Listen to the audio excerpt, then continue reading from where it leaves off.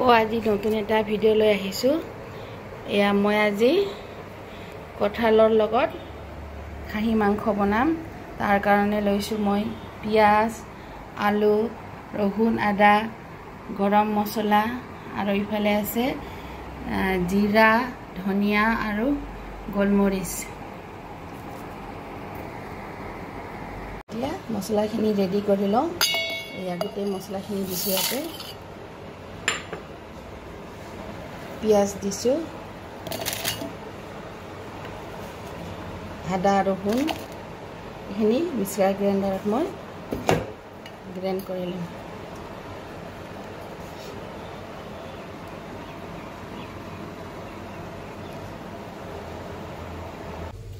কেৰাহীত মিঠাতেল দিছোঁ। এতিয়া তেজপাত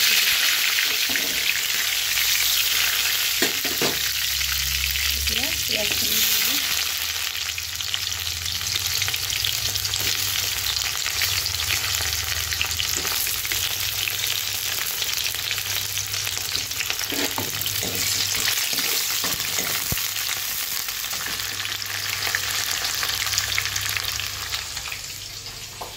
পিঁয়াজটো ৰঙাকৈ ভাজি লৈছোঁ। এতিয়া আলু দি দিছোঁ। আলুটো অকণমান সময় ফ্ৰাই কৰি ল'ম।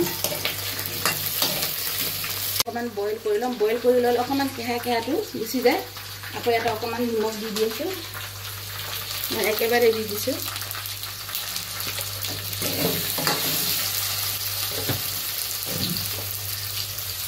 এতিয়া কঁঠালখিনি অকণমান বইল কৰি ল'ম।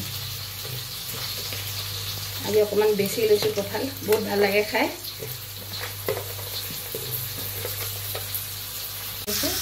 এতিয়া মছলাখিনি দি দিম।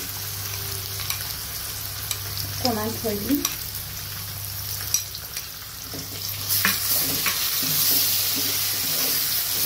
লগতে হালধিও দি দিছোঁ। মছলাখিনি ভাজি লৈছোঁ ভালকৈ। মছলাখিনি ভালকৈ ভাজিলে খাই টেষ্ট লাগে আৰু ৰহুনৰ গোন্ধ নোলায়।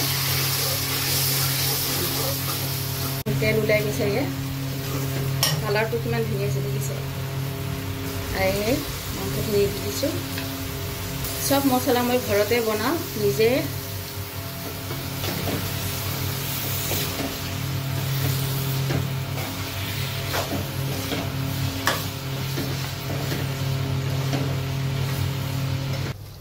মছলাখিনি ভাজি লৈছোঁ। এতিয়া কঁঠালটো দি দিছোঁ। বইল কৰি লৈছোঁ।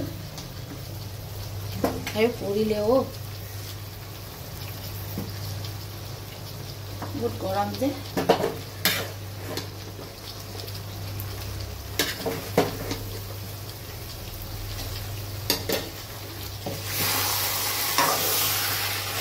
কঁঠালটো আৰু অকণমান সময় ভাজি ল'ম।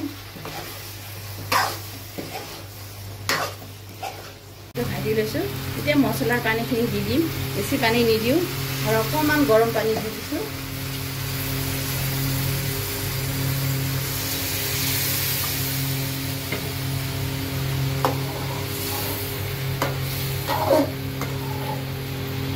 কাশ্মীৰী মিৰিচৰ গুড়া দিছোঁ।